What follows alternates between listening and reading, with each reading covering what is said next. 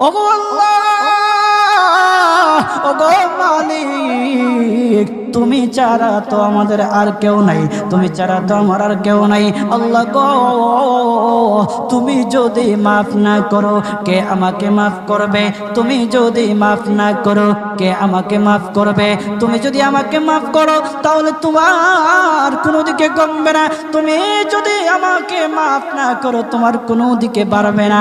আল্লাহ গো, তুমি আমাকে মাফ করে দাও। সারাটা জীবন অন্যায় কাজ করেছি, সারাটা জীবন নাফরমানি করেছি, আমার কাছে কালেমার দাওয়াত কম আসে নাই, আমার কাছে কালেমার দাওয়াত কম আসে নাই, আমাকে লোকেরা কম বোঝায় নাই। ওগো আল্লাহ, তুমি আমাকে মাফ করে দাও। মাফ না করলে কোথায় যাব, কার কাছে যাব?